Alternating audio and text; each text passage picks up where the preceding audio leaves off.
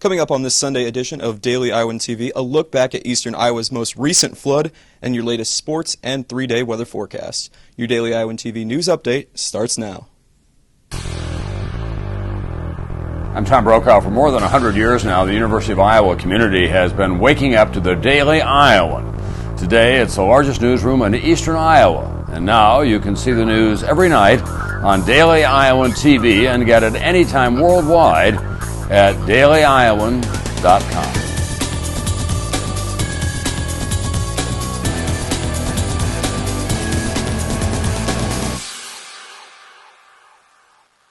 Hello and welcome back to Daily Iowan TV, your news, sports, and weather source for the Daily Iowan. I'm Josh Bolander. Less than a week ago, this was the scene at the intersection of Dubuque and Kimball Street, one of the busiest streets in Iowa City, trading in traffic for the floodwaters of the Iowa River. Cars were left stranded, parks a waterlogged shell of themselves, a university trying to prevent the millions of dollars of damage a similar flood caused just 5 years earlier. Today, Iowa City, its residents and officials can breathe easy with the knowledge that floodwaters are continuing to drop. The same street once underwater will most likely be reopened by the week's end, and that the Iowa River and campus conditions are now listed as stable. Daily Iowan TV's Stefan Duran takes a look at this summer's flooding with some of Iowa City's residents, while also recapping the damage that could have been, if not for a number of city officials' preparations. Dangerous floodwaters have been continuing to attract the attention of Iowa City residents over the last week. Although the waters have been continuing to drop in the last couple of days, scenes like this show how close Iowa City was to another 2008 disaster. Fortunately, the city and the university were prepared for the worst. Throughout Iowa City, over 7 miles of HESCO flood barriers and steel walls were constructed in order to keep water out during even the worst of circumstances. Over $5 million have been invested in protecting Iowa's campus, but that is just a fraction of the nearly $240 million of damage suffered in 2008. Although the preparation might have been costly, community members feel safer this time around.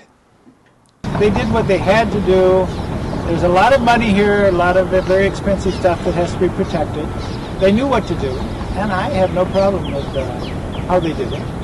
Iowa City and the university are continuing to work with the Iowa Flood Center in order to determine when the barriers will be able to come down. Stefan Duran, Daily Iowan TV.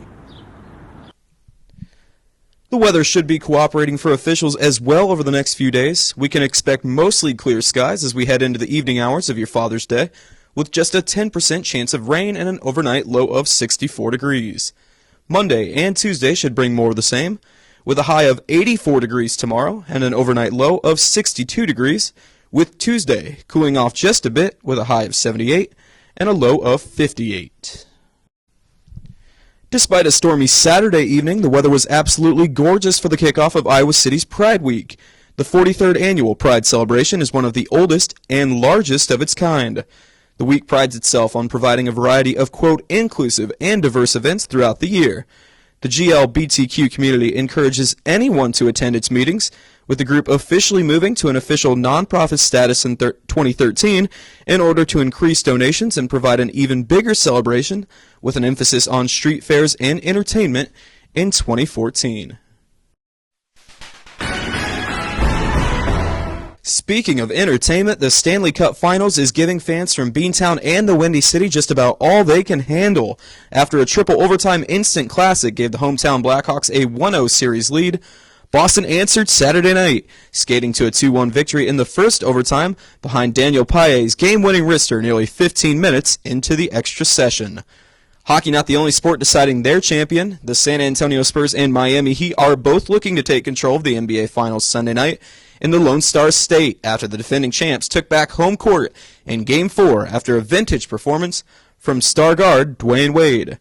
The Spurs' All-NBA point guard Tony Parker is expected to play, despite a nagging hamstring injury, causing him to struggle down the stretch of Game 3.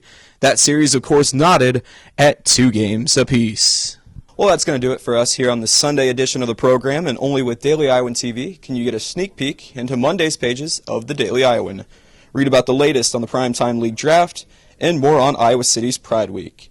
That's your latest edition of Daily Iowan TV. Be sure to check us out at the same time tomorrow or anytime online at dailyiowan.com. Thanks for watching, and have a great night.